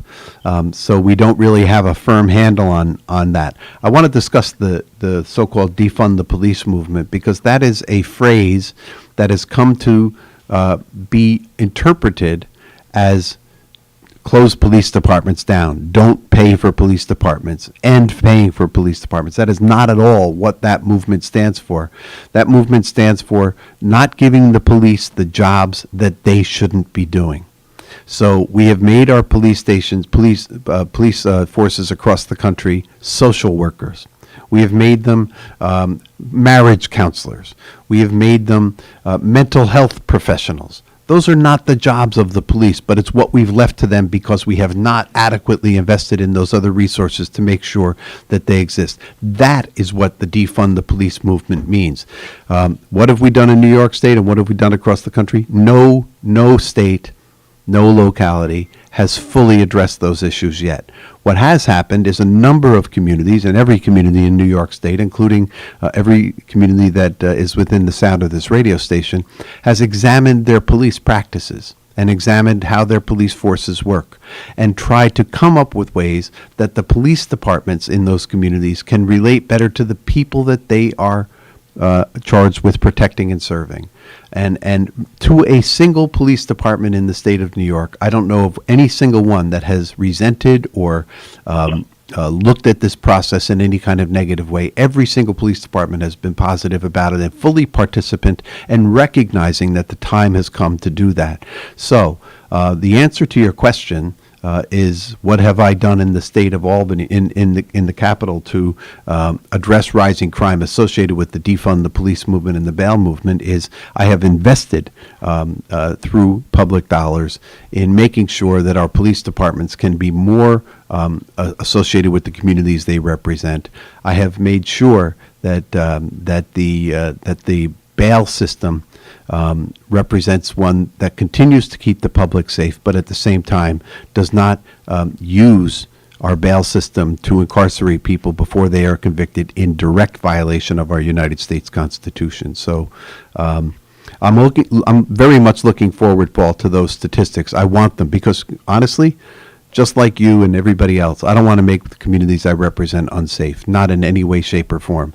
But this spate of gun violence in Kingston and its surrounding communities, the rise in violent crime, the reduction in a lot of other crime, by the way, petty crime, the crime that was committed largely by the people who were stuck in jail by bail, it's gone down.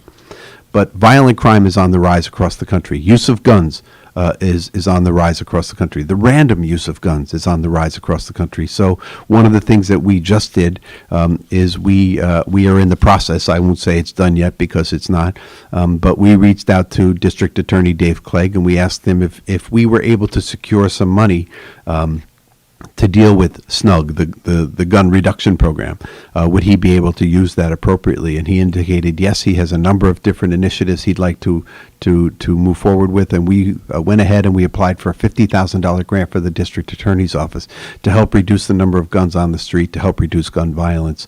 That's what we ought to be doing.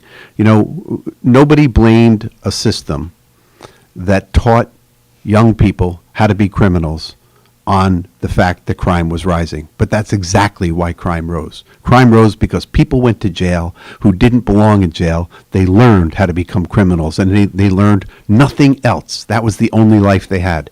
And the result was we saw an ever-increasing incarcerated population. At the same time, we saw rising crime. I think we can break that trend. I think we can get back to where we have a society that is civil, that is just, where people respect one another. And, you know, we have a lot of examples. We have examples all over the world. In England, the police don't even carry guns. They don't carry sidearms. Let me be clear. They have guns in their vehicles.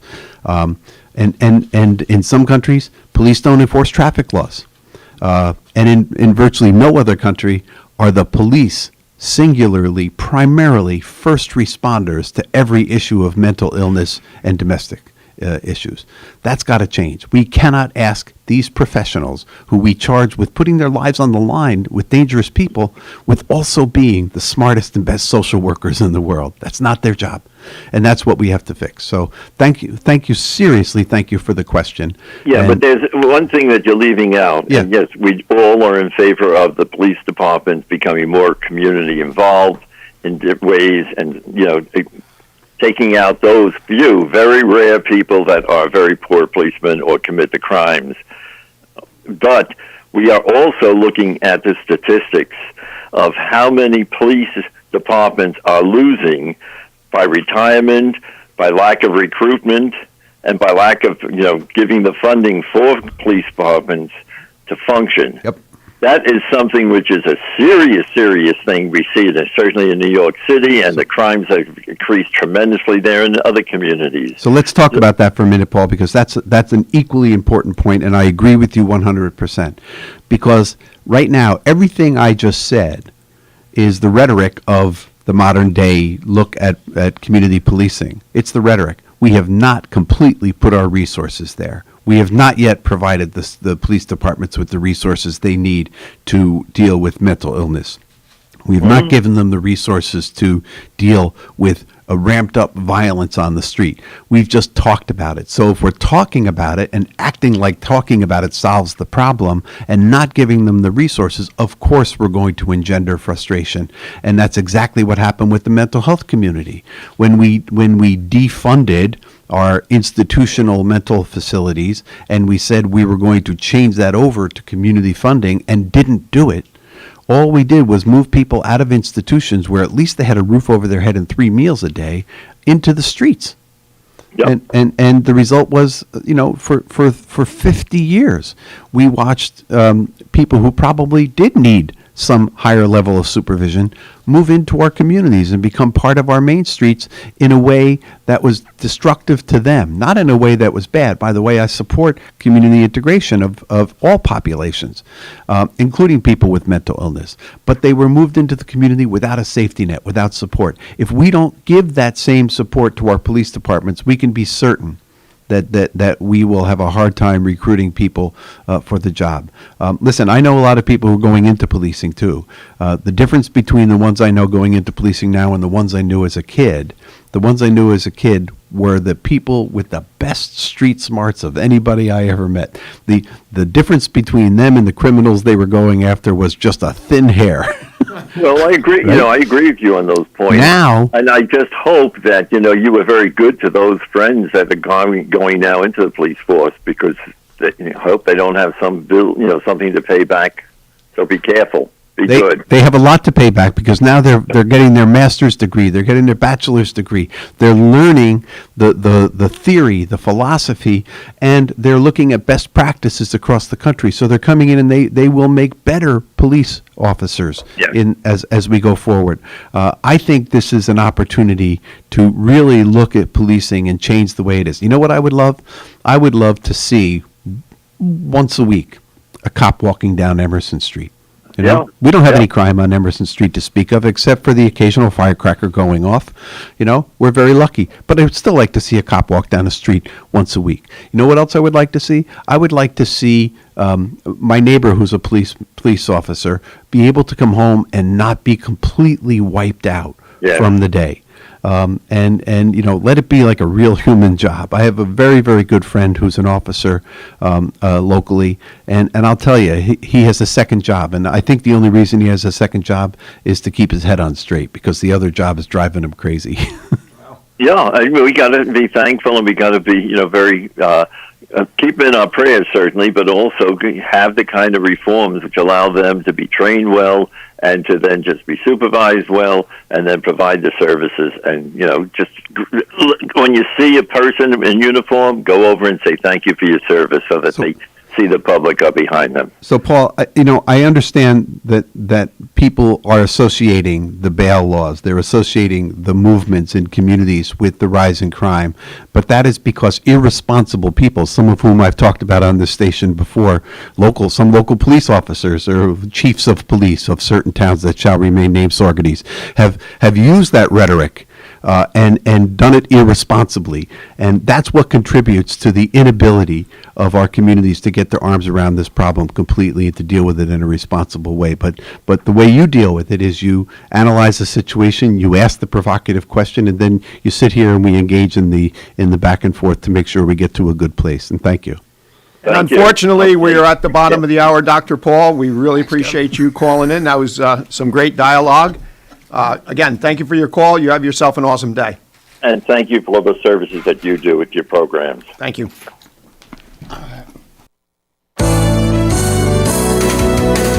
You're listening to Kingston Community Radio on WGHQ Kingston. On your radio at 920 AM and 92.5 FM, and also online at mykcr.org. Many medicines used to treat colds and flu contain acetaminophen, a pain reliever and fever reducer found in hundreds of over-the-counter and prescription medicines. But taking too much or more than one medication containing acetaminophen per day can damage your liver. So always read the label and don't take acetaminophen if you drink 3 or more alcoholic drinks every day. To learn more, visit fda.gov/OTC pain info. A message from the U.S. Department of Health and Human Services Food and Drug Administration. There was this one time I went snorkeling in the Caribbean when I was a kid. It really just blew my mind.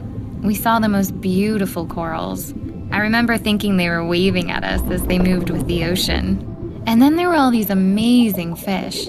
I'll never forget it. It completely changed the way I look at the ocean. Most of us have a memory of being in nature we'll never forget. Let's protect the world's natural places so more memories can be made for generations to come. Visit worldwildlife.org. Have you ever experienced a wish come true? For a child battling a critical illness, a wish come true can be a turning point. One song, one dance, one game, one adventure, one moment changes everything. Make-A-Wish needs your support to grant the wish of every eligible child.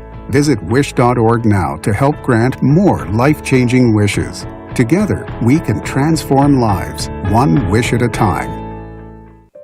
Someone in your town, at your school, or where you work is suffering from Crohn's disease or ulcerative colitis. They're dealing with excruciating pain and days when they can't even get out of bed. Chances are someone you know has Crohn's or colitis. Someone like me. I'm Amy Brenneman, and I'm asking you to support the Crohn's and Colitis Foundation of America to help millions of us cope and to find cures. Visit ccfa.org today to learn more. Help someone you know get back to their lives at ccfa.org.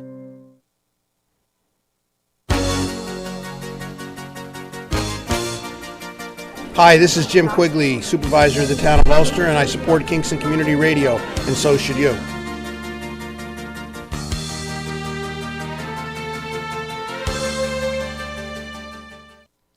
This portion of Kingston Community Radio is brought to you by Ulster Savings Bank.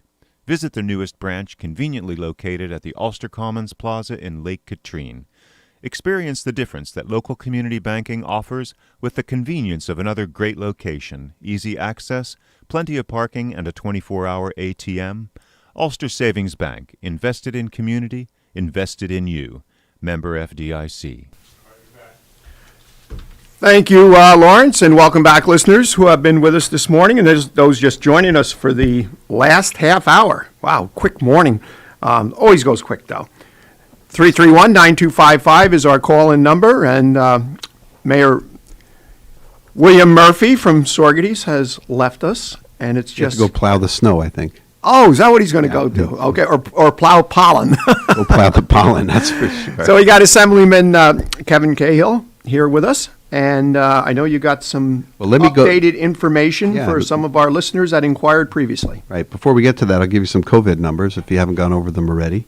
Active cases as of May 25th of this month, 107 active cases in Ulster County. It sounds like a lot. It's not. It's a little. 236 active cases in Dutchess County. And here's another aspect of that statistic that people have to be aware of. Our hospitals are no longer operating at capacity and beyond. So it's easier and better and safer to treat those people who are getting sick. And that was what the whole purpose of everything that we've been through the past year was all about. Half of Ulster County, literally over 50% of Ulster County, 89,867 people as of yesterday were vaccinated. That's remarkable when you subtract out the number of people who are children and the number of people who can't get the vaccine for health reasons. That means we're getting pretty close to where we're going to get. In Dutchess County, about 45% are vaccinated, and that's 132,870 people, so there's a ways to go there. It's really important. I just learned this week a mutual friend of Mark Molinaro and mine succumbed to an illness that was related to COVID. It was very, very sad. Young father.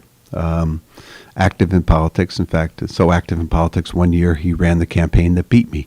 So I feel bad for him and his family. He was a very, very good man, cared a lot about New York State and this country, and another victim of this horrible disease.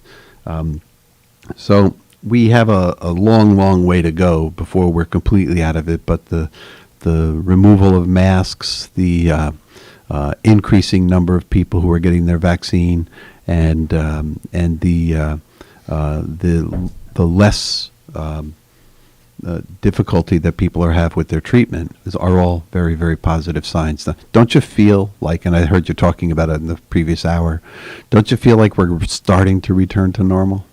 Yes, very much. Very much so.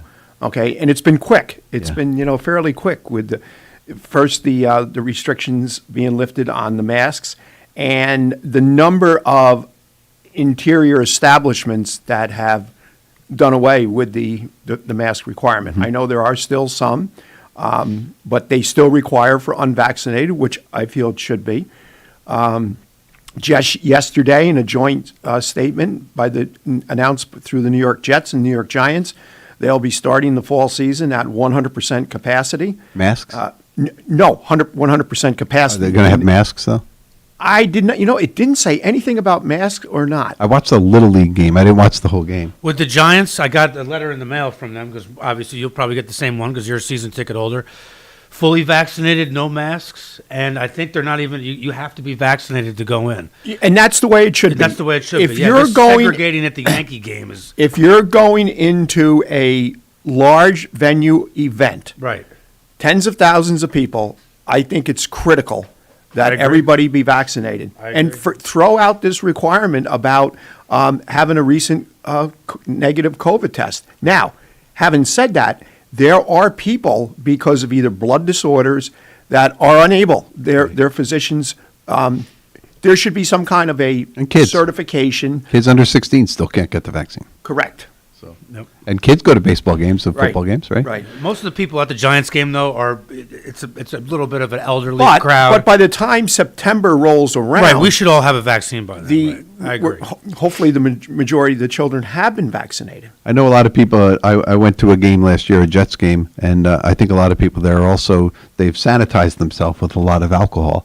How did you go to a game last year? 2 years ago. I was just going to say, they just say with alcohol. A lot of them had little containers of it in their purses and their pockets. They do. Yes, they do. So yeah, in answer to your question, yes. I mean, there is more of a sense of normalcy. It's great to see things opening up. It's great to see we talked about this, the mayor and I. I think a lot of our events that we host in Sorgeties, you're going to see just as many, if not more people, because people want to get out. I mean, we've already experienced it in the past month or 6 weeks. I have myself. I've been to a couple of events where there have been a lot of people, and in fact, I am back to that point with my schedule where we have competing public events, and where it's not possible for me to get to all the events, which is really another cool thing. In the assembly, we are still required to wear masks in the chamber, but we've lifted the capacity limits of the chamber. We had limited to 30 members and staff up through about 3 weeks ago, and now we've increased that number significantly. We are holding our conferences hybrid. People can attend our private conferences. Members of the assembly can attend our private conferences in a very large hearing room, or continue to do it through Zoom.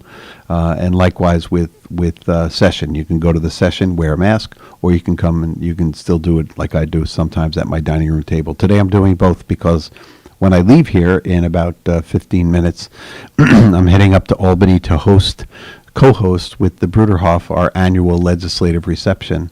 That's where we invite our colleagues to come. We didn't do it last year, so this is we weren't sure for certain that we were going to get through it this year. Another sign of back to normal. Another sign. We just notified our colleagues in the past 48 hours because of the uncertainty. But we'll be going. I'll be going there very briefly because then I have to run off to a committee meeting. But the Bruderhof basically introduces itself to the communities that have representatives where there are Bruderhof communities.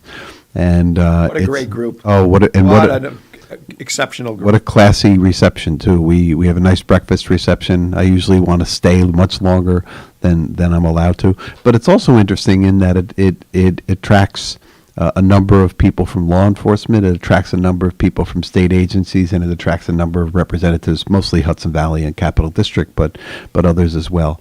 I look forward to seeing it. I'm very grateful that we're going to be able to do it, wishing I could stay longer. I want to answer a question that George raised 2 weeks ago. George had called in, and he asked about passing a law that would allow veterans to golf for free at state facilities, and my staff did a great deal of research and came up with some answers.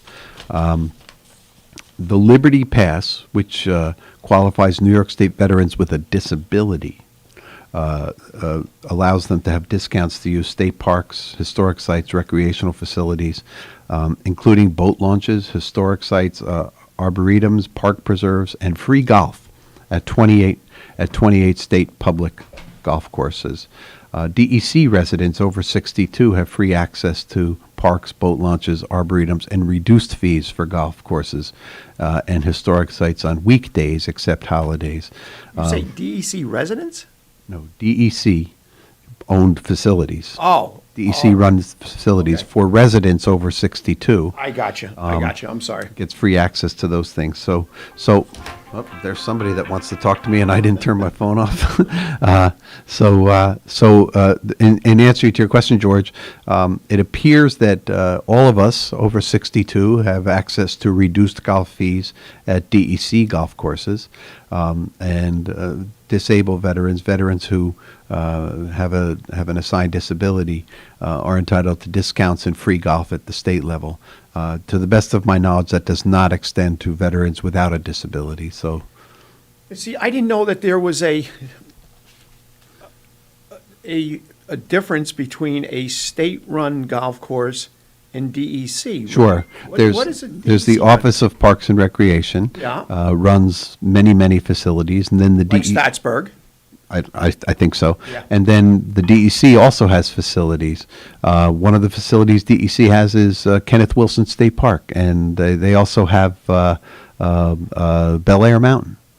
Okay, see, I didn't know that. I didn't realize. So the that. DEC Wasn't Bel Air taken over privately this year? Didn't they just go to private? Well, no, that it can't go private. It may have developed a management contract with someone, but we have. I don't see the environmental, the Encon trucks up there anymore. There's another reason for that. It didn't go private. The Olympic Regional Development Authority, ORDA, has taken over the funding and everything else, and it's an annual fight to make sure they get fair funding. I didn't know that. I skied at Bel Air a lot this year, and it was nice. They got a brand new gondola up there. Well, it's a couple years old now, but They've done a lot of work there. You know, it's not the rinky-dink mountain it used to be. No, it is not. I was up there to inspect after the avalanche.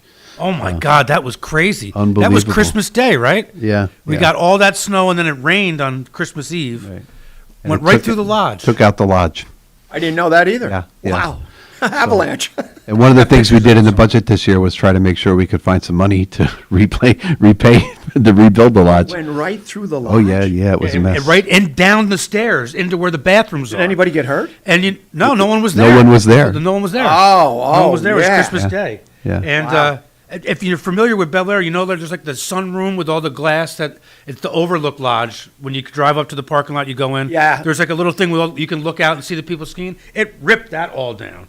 That was all gone. But they got it pretty much fixed. They fixed all of Quite it. an education here in the last 10 minutes. Yeah, no, it was crazy. It was like a major rock slide avalanche. I got pictures of it somewhere. So it was, there are both of those entities run parks. We also have a few, and I don't want to say for sure Kenneth Wilson is a DEC park. I just know I dealt with DEC when I was dealing with Kenneth Wilson because of the Empire Pass doesn't qualify for DEC facilities, and we had a number of, particularly around here, our summer camps where they would buy group passes for their kids, and when there was no swimming at Wilson, no, Wilson is a state park. When there was no swimming at Wilson, they sought to swim at the Bel Air facility. There's a little man-made, human-made pond that's been used for swimming. It's also used for snowmaking, and they couldn't use their Empire Pass there. And we tried to get some sort of cooperative arrangement between the two. I can't remember whether we were successful or whether things have changed since then. I just know that people haven't called our office to ask about it recently. So maybe that's also because of COVID. But yeah, so there is reduced golf fees at some golf courses and free for other people depending upon your age. And if you're spry, young, 62-year-old or older, you can use your Empire Pass. And if you're, you can get reduced fees at DEC facilities. And if you have an Empire Pass and are a disabled vet, there's benefits for you. Yeah. Good. That's good. All good to know. And hopefully George was listening there. If not, I'll repeat it for him next week. 2 weeks. 2 weeks, yes. Probably more than 2 weeks. So I see yesterday where Mark Molinaro decided not to take the run for That's governor. unfortunate. I think Mark is exactly the right person for this time right now. Not, he's the other party, but I look at other states where there are strong Democratic majorities in the legislature. Many of them have Republican governors. Vermont, Massachusetts, 2 examples. I know there's others. What distinguishes the governors of those states from other Republican governors across the country and Democratic governors is they have this hybrid set of values that resonates with the voters. So you take somebody like Mark Molinaro, who's got a very, very strong environmental record, and that has some very great appeal. You couple that with his management and the skills that he's brought to bear as a county executive, and that has another appeal. There are issues that he and I vehemently disagree on. Everybody's always going to have Everybody issues. does. Everybody's always going to have And if I issues. counted on only voters who agreed with me 100% of the time, I wouldn't even get the votes of my own family. So, it's what we elect people to do is to exercise good judgment and to have a good, solid core set of values.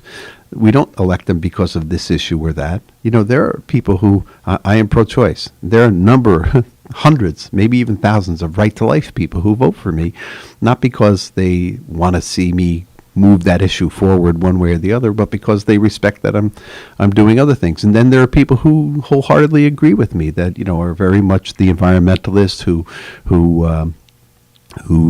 share my views about criminal justice, and but there's other things about me that they don't like. Maybe they don't like the fact that I don't want to forgive rent, or who knows what. But we don't elect people for that reason, and I was very sorry. It was very sad to hear that Mark was taking his hat out of the ring for that. Listen, he's a good friend, and he's a great asset to Dutchess County and to the state of New York, and he's a young guy, so and by the way, 2022 is a long, long way away, and anything could happen. Well, now, his first experience in politics was as a mayor or supervisor? Oh, no. His first experience in politics was as a campaign worker for my first campaign. Well, no, elected official, because at one time elected official, yes. Wasn't he wasn't he the youngest? Yes, he was the youngest mayor in the state of New York. But prior to that, he had actually volunteered on my campaign. Okay. That was before he became a Republican. So we have a long history of friendship and mutual support. But yes, he was the youngest mayor in the state of New York. New York. And he went on to be one of the youngest members of the assembly, certainly not the youngest. We've had people in their early 20s. We do to this day have a 23-year-old in our midst. But he served a significant amount of time in the legislature, and he's still a young man, and now he's a county executive. I think, and I'm not going to speak for Mark, but I think this is a major issue that we have to confront. One of the things that the Republican frontrunner, Lee Zeldin, has been talking about every single time that he talks about his candidacy for governor is how much money he's raised. That's the number one qualification for a candidate. How much money have you raised? And it's unfortunate. It's unfortunate, but it's also practically something that has to be considered. Mark's last campaign for governor suffered greatly by the being outgunned, probably about to the tune of 20-1 with the resources that Governor Cuomo had at his disposal versus what Mark was able to generate financially. And, there's two kinds of people in this world. There are people who are good at raising money and people who are not good at raising money. And most of us fall into the latter category, but that doesn't mean we don't have the skills and the qualities that are appropriate for doing good public service. Silence. We can't have silence on a radio show. What's next? As I'm busy on my phone here between text messages and we've had a couple of calls, literally just a couple, not like some of my colleagues who have received a barrage of calls about the discharges from the Ashokan Reservoir. And Lawrence, I heard you talking earlier about the fact that water tables are very low right now. That probably means that the discharges are low too. But this is a difficult and perplexing problem. And I go back to when Senator John Bonasek and the former county executive here in Ulster County were calling the DEP, the Department of Environmental Protection, on the carpet for having allowing the reservoirs to get so high that during a flood event, major flooding occurred around the county. And they said that they insisted that the reservoirs be kept at a certain level. Okay, well, water's coming from the sky. It has to go somewhere. And if you have to keep the reservoir at a certain level, it has to be discharged. It's not going to evaporate into thin air, and they're not going to truck it out of there. The question is, can we come up with a means that provides a greater level of balance? The turbidity in the water is the nature of the water, that's for sure. It is causing great dislocation, particularly for the fishing community, but also anybody who is on bankside to a creek in the lower part of the Esopus or the Rondout is seeing just very significant turbidity this year, and the muck in the water is aesthetically unattractive for sure, and it has environmental consequences. So my hope is that we can work with DEP, work with DEC, work with great organizations like Riverkeeper, and now we have Catskill Mountain Keeper and Scenic Hudson, and work to come up with a viable plan that protects us in the event of a flood, prevents us from having to discharge in a way that causes great dislocation for our communities, and at the same time maintains the level in the reservoir necessary to provide the drinking water that the public needs. Now, obviously, I do not know all the details with the releases.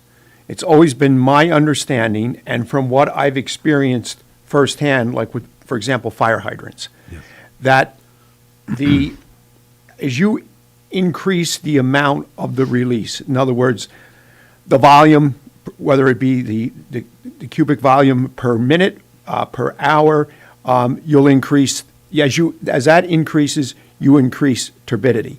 If you open up a fire hydrant a quarter of the way, even sometimes just a half a way, you're not going to cause turbidity. You open that hydrant all the way, and there's that big rush of water. It's a flushing effect. Right, exactly. So, what comes to my mind is, I get the emails when they do these releases, and how many hundreds of thousands of gallons they're going to release tomorrow, today, whenever that email happens to come out.